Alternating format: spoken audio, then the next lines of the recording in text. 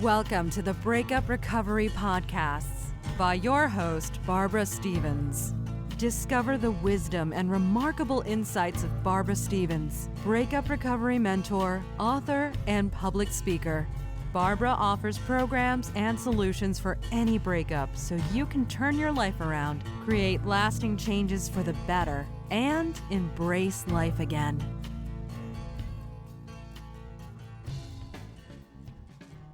Welcome to Breakup Recovery Podcast. Thank you for joining me. I'm Barbara Stevens, and Breakup Recovery is a podcast helping you recover from your breakup. In this week's episode, I welcome Dave Jackson.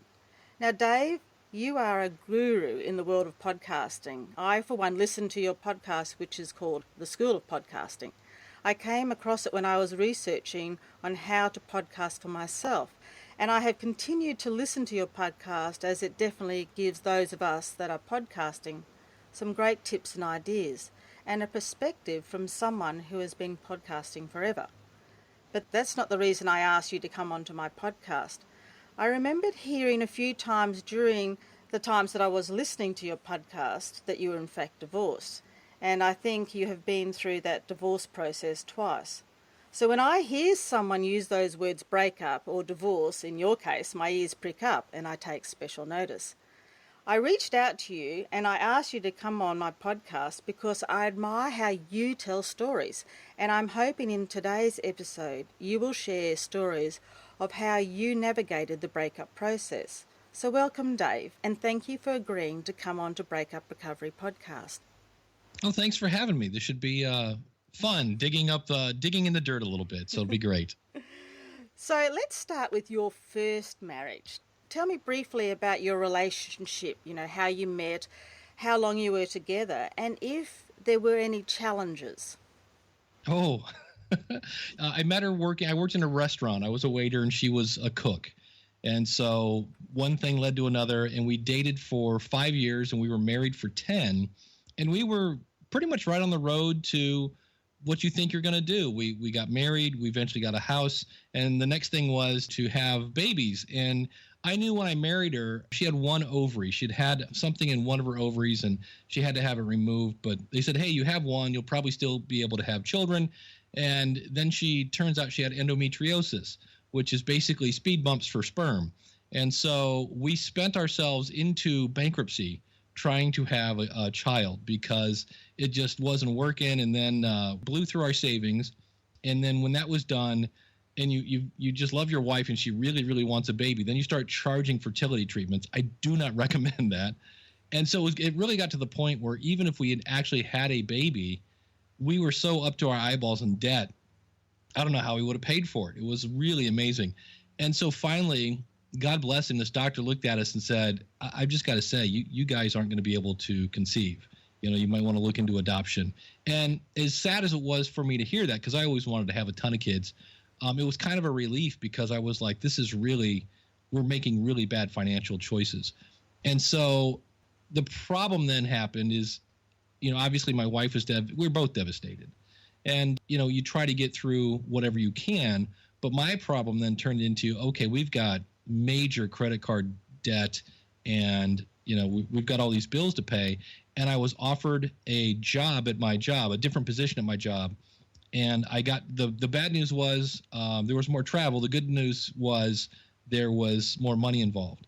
So I talked it over with her, and I would basically be home like Thursday through Sunday. So I was gone most of the week, and we'll make it work, yada, yada, yada. Well, that's the last thing you should do when you have a wife who needs her husband because she's going through this kind of grieving process.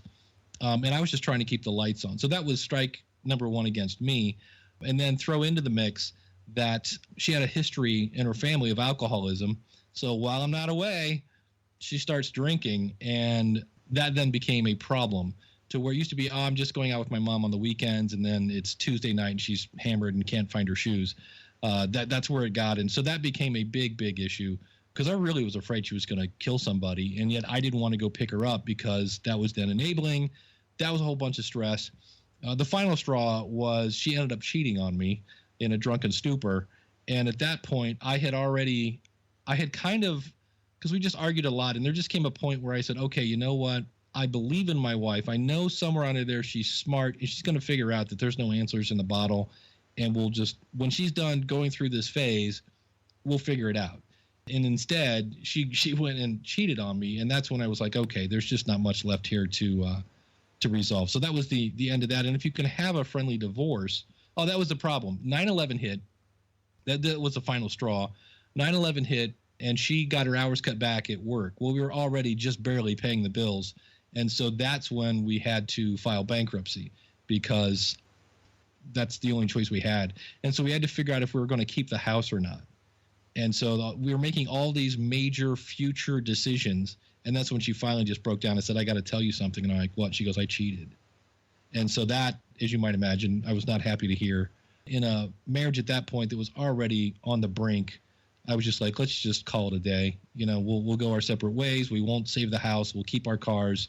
And I actually helped her move. I mean, if you can have a friendly divorce, we pulled one off. And I guess for me, this was somebody I'd known for 15 years, and I didn't hate her. I hated what she did. And looking back at it now, 30 years later, we never tried counseling. I kind of go, I probably should have given counseling a try. But at that point, I was so fed up with her drinking and things like that. And we'd gone to marriage counseling before she told me that. And that was a matter of, the counselor just said, well, you need to quit drinking. And she said, I'm not quitting drinking. So if I somehow could have got her to quit drinking, because you cannot argue with a drunk person, then I might have given that another shot. But that was the end of that one. So I helped her move. I ended up moving in with my brother. Brother's a saint, and he just said, look, you're going to have lawyer bills and things like that. And there wasn't anything to fight over. Everything we had, we'd already, there was no house, cars, and obviously no kids. So it was a pretty easy in terms of dividing things up. It was just like, okay, who gets the grill, who gets the TV, and it wasn't by any means painless, but I hear people that just argue and fight and just can't be in the same room with each other. And that was just not the case. Do you think somehow you had checked out of the marriage emotionally a bit before you found out that she had cheated on you? Yeah, I had already, just because you can't argue with a drunk person, and she was just drunk all the time, that I was just like, okay, I've kind of already given her the ultimatum of, you really need to quit, or, I'm just not dealing with this anymore. And I had the way the house was set up, all my toys were in the attic. And so I would just come home and we would eat dinner and things like that. And I would just eventually I would just leave. I would just go in the attic. So I definitely had checked out at that point. And it was always, I would try to do something. And about the time I think something would go okay, she'd go out with her mom and come home hammered. And it was just this never ending spin of, I think things are getting better, and then they weren't. And especially if you have the same problem coming back to bite you, that's really hard to take, because you get your hopes up that, okay, I think we're back on the right track, and then it happens again, and it takes you right back to where you were. So any progress you've made is wiped out pretty easily. Dave, is she still drinking? She finally, literally, and I mean, we've been divorced probably 20 years. I mean, that was in my 20s. And I moved about an hour away, and I just moved back now to my hometown. And again, we occasionally would, text each other if something, if somebody's parents died or something like that. We'd kind of keep each other on major events. Again, I don't really have any ill will towards her. So when I moved back, she said, well, she's a waitress now. She goes, you should stop in. So I did. And she said, well, I finally quit drinking last year. And I go, really? And she goes, yeah. She goes, I just decided I was too old for that stuff. I guess she almost drove into somebody's house. That was kind of her rock bottom. And she said, I'm going to kill somebody. Because she'd already, after we got divorced, she got a DUI and had to spend, I think, 3 days in jail or something like that. So even that didn't wake her up. So finally, when she almost literally killed somebody, and as far as I know, she's still sober. So I was like, anything I can do to help you stay sober, let me know. Yeah, so she's finally now sober. So do you think living with your brother after your divorce helped you navigate some of your emotions to get through that divorce? Yeah, because he had been through a divorce. His wife also had cheated on him. So I had kind of somebody who understood what it was like to go through that. And shortly thereafter, I went back to school. I had quite the trifecta. I got divorced, and I'm going to say probably 5 months later, I lost my job. And in the process of looking for a job, I decided I need to go back to school and get a second degree. And he was nice enough to just say, hey, stay here until you get through school. So that was very nice. And I think that also helped me kind of take my mind off things, because now I'm working on homework and, this and that. And like I said, I think having somebody there, because I know now with my second divorce, I moved back here and it's just me and the cat. And it's a whole different ball game. And you find yourself talking to the cat a lot, knowing that the cat is not going to talk back. But I think it definitely, if you can have somebody to talk to, especially somebody who's gone through a similar situation. And you see, my brother's now been married forever to his second wife, and you kind of see that there is a light at the end of the tunnel. I think that helped as well. So tell me about your second marriage. My second marriage, I'll try to make this one quicker. We met online, and our first date lasted about 6 hours. We just hit it off splendidly. It was like, but the bad news is she lived an hour away. So we did kind of this long distance thing for a while. I was also at that point still going to school. And so the more serious we got, the more it was weird, because she had to come second. Like, homework comes first, then you have to kind of understand that. It's not always going to be this way. But right now, there are times when if I've got a test on Friday, I can't go out to dinner on Thursday. That's just not going to work that way. And she did not, that was a red flag. She did not play that role very well. And then at one point we'd been dating for, it wasn't very long, maybe a year or so. And she was like, look, we're not getting any younger. If you really love me, we need to get engaged. And looking back now, I just go, what was I thinking? And a lot of the stuff I did was like, well, if I do this, then she'll be okay, and I can focus back on school, because this is really distracting. And so we got engaged, and I said, we're going to get engaged. I said, but I want to have a long engagement. Like, when all this school stuff is over and we can date like normal people with I'll move to Cleveland. We can, it'll be like normal people. There's no 2-hour commute back and forth. And instead, of course, she decided later, no, I don't want to have a long engagement. I want to get married. So we got married a month after I graduated. And again, I did that. Why? Because I just wanted her to be happy. If this will make you happy. So I kind of got married to fix the relationship, which, looking back, I'm like, what was I thinking? So, and we knew 6 months into our marriage, we started going to counseling, because it was like, wait a minute, where we clicked on that first date. Well, everybody clicks on the first date. Your first 2 weeks my mom used to call it the gaga phase, where the person can do no wrong. And that's why I stayed in the relationship. I always I was like, oh, we really got along really well those first couple weeks. Maybe we can get back to that. And we just never did. Most of my hobbies, podcasting, playing the guitar, are things I do solo. And so she had no hobbies, and she also had no friends. And so if I wanted to go podcast, she would take it as I was abandoning her. And she kind of had self-esteem issues, as does everybody. So it really got to the point where everything I did was a competition. So if I really liked a TV show, well, you like that show more than you like me. Well, you like podcasting more than you like me. You like riding your bike more than me. Well, ride your bike with me. Come on, I bought her a bike. Come with me. And we could never there's the old saying of you can be right or you can be married. I will take credit for this one. I like to be right. I'm the epitome of there's the emotional person. Logic, that's the word I was looking for. I'm a very logical thinker. But where 1 + 1 = 2, that kind of thinking. For her, 1 + 1 feels like 3, so it was 3. And I could sit here all day and go, no, 1 + 1 is 2. See, 1 and 1. And so because I thought I was right, and she sure thought she was right, even though it might have been her feelings, no one would ever compromise. And we never really had what I would call a dialogue. Like, I would try to hear her side of the story, and I feel like she never tried to hear my side of the story, or because I would always say, look, we're missing a piece of the puzzle here. You feel this way. I feel this way. There's probably something where you think I think this, or I think you think that, or you didn't know I did. There's something we're missing. Let's put together both sides of the story and see where we're having a miscommunication. And so I'm very logical. And again, I'm not saying this in a negative way. She's very purely emotional. She runs on emotions. And so you cannot explain to someone, logically, this is why you shouldn't feel bad, because I'm not a bad person and I didn't mean to hurt you. Well, if you feel bad, you feel bad. And I get that. I learned a lot from it. We went to counseling for almost 6 years, but in the end, and we were in those 6 years, we were separated twice, and we'd come to a point where we just weren't getting along at all.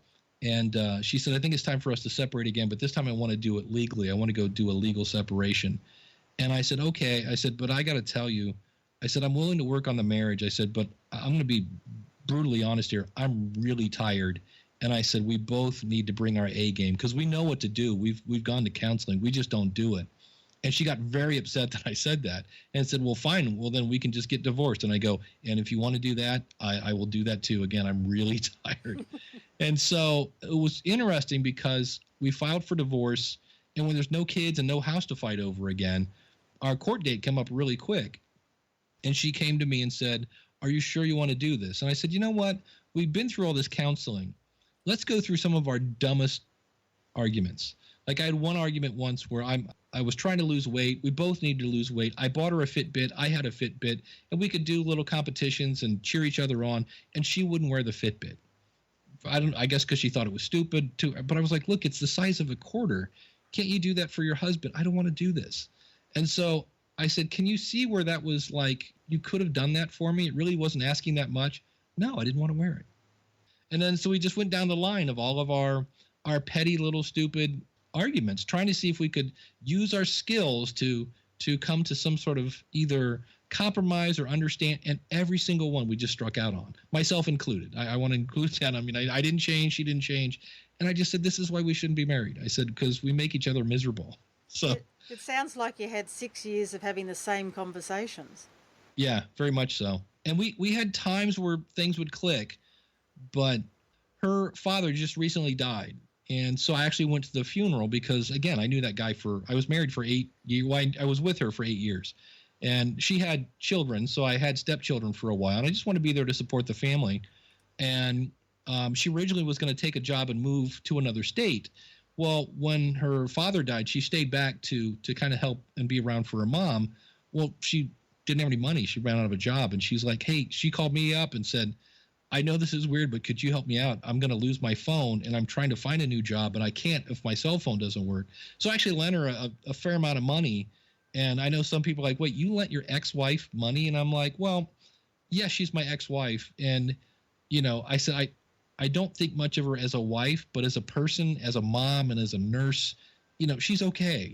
We just didn't fit as man and wife. And my friend in this case needs help. So I was able to do that. I guess I'm lucky in that aspect that I've had somewhat friendly divorces. My brothers did not. My brother doesn't even want to see his ex-wife, and I understand why. But for me, I guess I value friendship maybe more than some people. And if I have somebody who's known me for 10 years, there aren't that many people that can say that. So, and I'm not going on vacation with any of these people, but I've always just said, if there's anything I can do for you, let me know.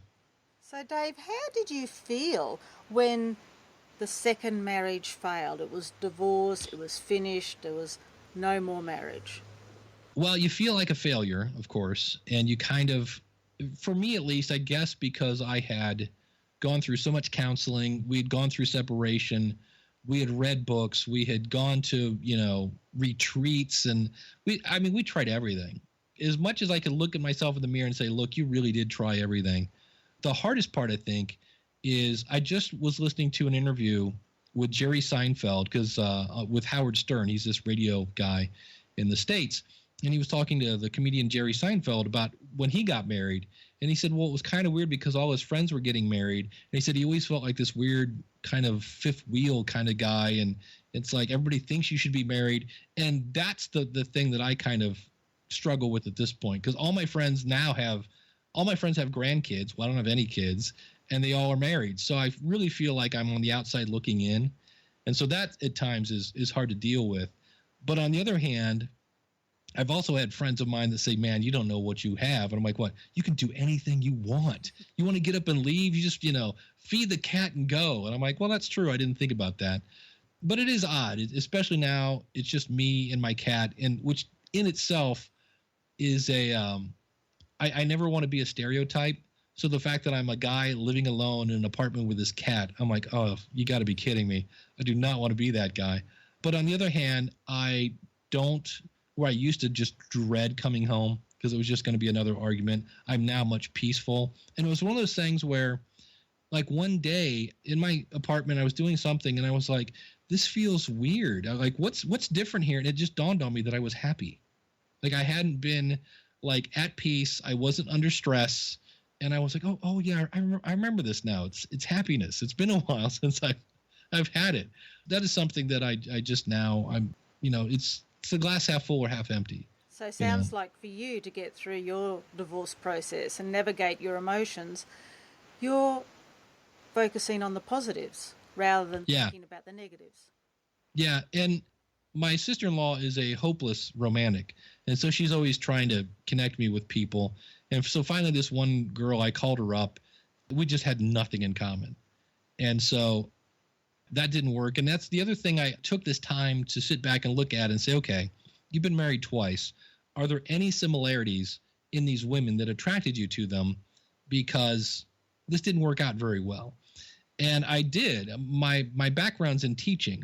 And I truly believe I'm attracted to people who need help. And in both cases, both of my ex-wives had not great childhoods. So they were kind of the damsel in distress kind of thing. And I had a neighbor of mine stop one day. I never met her, and I worked from home, so I was the only person around she could ask. And she said, my car won't start. Is there any way you could jumpstart my car? And to make a long story short, I was driving a Toyota Prius. The whole car's electric, but I couldn't find the battery. So I just drove her to work because she wasn't that far away. And she was absolutely blown away that I would do that for her. And she was just so thankful. She's like, I was going to lose my job if I didn't get to work today. When she got out of the car and I drove home, I was literally high. Like I just felt so great because I'd really, really helped somebody. And that's when I went, whoa, hold on a second. This is something you need to know about yourself, that you like to, that's what I like to do, is help people. But that can be a negative because you can get pulled into situations that, you can get pulled in or attracted to people who maybe A, don't want help, and B, can't change. So I now recognize that now if I start getting attracted to somebody, not that I need a perfect person by any means, but I now know that maybe in some cases that is attracting me to some people. And I need to go in with my eyes wide open, I guess, at this point. You don't seem the sort of person who has any difficulty in talking about their feelings. Do you think that's something that men find quite difficult to talk about, their feelings? I think so. And I think part of that is probably, again, all the counseling I've gone through that has a lot to do with that. But even with my best friend that I've known since I was like 10, we occasionally will talk about our feelings, but mostly we're talking about music and sports and our jobs and things like that. So on occasion, we will get into a serious conversation. I don't know that I had one conversation with my dad once when I got divorced the first time. And he kind of gave me a little pep talk and, there's more fish in the sea kind of thing. But other than that, we didn't really have any major kind of, that kind of talk. So I don't think we get a lot of practice with it. And we're probably, because of our pride, afraid to look stupid. We don't want to make ourselves, we don't want to admit that we have a problem. Maybe that could be part of it. But it's something that you should, find somebody to talk to. Even if it's a journal, sometimes just writing your feelings is a way to start at least getting them out of it's a release in a way. It's not the same as talking to a human, but journaling I've found at times can be helpful just to kind of get it out of your head. It's like, okay, I've said it, I've done it, I've thought it. Now I'm going to move on. So your brother helped you on your first breakup or your first divorce. Did he help you through your second divorce? Well, the second divorce was fun because my ex-wife had said some things that basically my brother and his sister, well, more my sister-in-law, but my brother and large chunks of my family said, we don't want you to bring her around. She was not liked at all by my family, which added, I think, another thing to another reason to divorce. So it was kind of odd because when we first got divorced, I thought, oh, does this mean I'm back in the family? And I wasn't. They were still kind of sad that because I said, look, I got to side with my wife. I'm trying to save my marriage here. And so it took a little while, but yeah, at this point, that's actually one of the best things in my life right now is my brother and I. My father had passed away. It was the first time I'd seen my brother in years. We didn't talk to each other. And it wasn't that we hated each other. I think we were both respecting our wives. I think my sister-in-law was, I think, more hurt because she saw how it hurt my brother that I sided with my wife. My wife didn't want me to go to because I said, well, can I go to Christmas without you? And she was like, no. And so it was just a really odd situation. So when my father passed away and I finally got in a room with my brother, and it's just, you just have a connection with some people. And it was kind of like, okay, this is stupid. The reason we were apart is no longer a reason to be apart. And so, so we are very much back on track. So, and it's one of those things that's odd that we haven't really talked much about that marriage, and we haven't talked about how the fact that it caused a rift with us. It's just one of those things where it happened, and now we're back to where we were, and we're just going to kind of ignore the fact that we didn't talk to each other for years. And we're just happy that we are back on good terms, I think, at this point. And sometimes, people say you shouldn't ignore those sort of things, but sometimes, what can you do about the past? You can't do anything. You've got your brother back, you've got a relationship with your family back, so really, what do you have to talk about? Yeah, and I think one of the biggest things for me, I had a dog when I lived with my brother, and I had that dog for 14 years, and it literally was my peanut butter and jelly to my jam. The dog went everywhere with me. When the dog died, I put it on Facebook, and my brother had not sent me a birthday card. I'd had no communication with my brother. I would send him birthday cards and Christmas cards, but never got anything back. And so when I put that up, he just put one sentence, "I'm really sorry to hear about your dog." And that was enough for me to know, okay, my brother still cares about me. This is a stupid thing that was going on, but underneath it all, when I really need him, he was there for me. So that was a big just sign to me that, okay, we're still brothers. We're just dealing with family stupid stuff at this point. So have you got any other tips that you'd like to give any of the male listeners of Breakup Recovery podcast to help them navigate the breakup process so that they can start to feel better again? The other thing I would say that I learned, at least, is don't overlook counseling. Sometimes you go through marriage counseling, afterwards, if you just need somebody to talk to, I think for so many years, psychiatrists and therapists were called, you got to go to the shrink because I'm crazy. And that's just not the case. Sometimes we just need somebody to think it out and also take that time to reflect. I think that's really what I did for the first year. I really sat back and tried to objectively look at, okay, here's what I did wrong. Here's what I could have did better. And here's what I'm going to try to do in the future to really kind of understand me and what makes me tick. Like you said, the past is the past. So I can't go back and change things that I did. I can only learn from my mistakes. I do my best not to. I feel I have tried to wring out every bit of knowledge that I could from my mistakes. And I think I'm done with that at this point. And if I keep looking at my mistakes, I'm missing all the future if you constantly look backwards. So you can't change your mistakes, but you can definitely change your future. And you're not if you're constantly looking backwards. So, Dave, do you think there's another marriage in you? You know what? It's going to be interesting. You never say never. It's going to be somebody because both my ex-wives were screamers. And obviously, there are always going to be arguments where you raise your voice. I'm not talking, that's nonsense. But I do want somebody that I can actually have a dialogue with. Like, once everything blows up, can we sit back and actually have a conversation so I can understand your side, my side, and put it together and figure out what the truth is. If I can get that with somebody, yeah, I would do it maybe. At this point, it's just a matter of working. It's nothing I'm in a hurry to do at this point. I'll put it that way. So, Dave, if people want to find out more about what you do and listen to some of your podcasts or even just connect with you, where can they find this information? If you just want to go to one website, I have a website, powerofpodcasting.com, that has a list of all the shows that I do. So I've got shows there about weight loss and podcasting, and my cat has a podcast. So if you want to meet Bernie, Bernie has a podcast. And so everything is over at powerofpodcasting.com. I'll put that in the summary. Dave, thank you for coming on Breakup Recovery podcast and being honest and sharing your stories and giving us some ideas and some tips and some strategies that people can put in place, and a way to look at the past and not to dwell on maybe some of the mistakes that they've made, and to have a positive outlook on the future. So thank you once again for coming on Breakup Recovery podcast. Oh, thanks for having me. This was great.